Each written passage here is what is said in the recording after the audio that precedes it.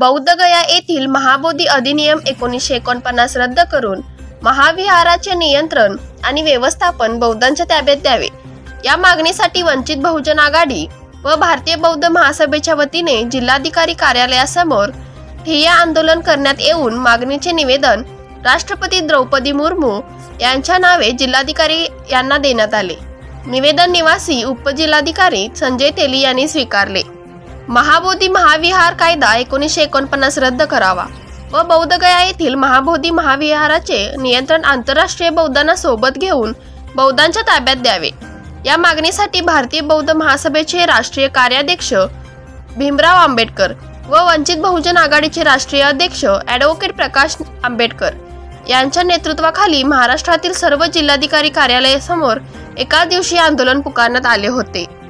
यावेळी assistant officer SR Kamble, भारतीय बौद्ध महासभेचे उत्तर जिल्हाध्यक्ष राजेंद्र भोसले, दक्षिणचे जिल्हाध्यक्ष SV आयनेकर, वंचित बहुजन आघाडीचे जिल्हाध्यक्ष प्रमोद कदम, वंचित बहुजन आघाडीचे दक्षिण जिल्हाध्यक्ष दयानंद कांबळे, भारतीय बौद्ध महासभेचे सरचिटणीस संतोष भुयेकर, कोषाध्यक्ष सतीश मानगावकर, हिशोब तपासणी सुरेश सिद्धार्थ, पर्यटन उपाध्यक्ष शीतल कांबळे, सचिव सुरेश सरनाईक, निलेश कांबळे, जिल्हा महिला संस्कार उपाध्यक्ष शशिकला मानगावकर, महिला संरक्षण उपाध्यक्ष हर्षवर्धना भुयेकर, महिला पर्यटन उपाध्यक्षा मनीषा कुर्णे, पर्यटन सचिव संगीता कांबळे, जयश्री भोसले, मालनताई शिंदे, सुवर्णा विटेकरी, केंद्रीय शिक्षिका स्वाती गायकवाड, सुरेखा खांडेकर, शिरोळ तालुका अध्यक्ष बबन कांबळे, कोषाध्यक्ष प्रवीण पकाले, पन्हाळ तालुका अध्यक्ष उत्तम जाधव, करवीर तालुका अध्यक्ष संजीवन सुळगावे, शाहूवाडी तालुका अध्यक्ष RS कांबळे, कोल्हापूर शहराध्यक्ष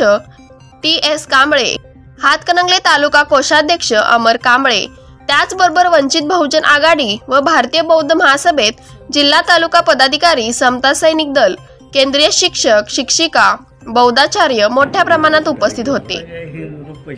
BSI न्यूज साठी संतोष भुयेकर, कोल्हापूर।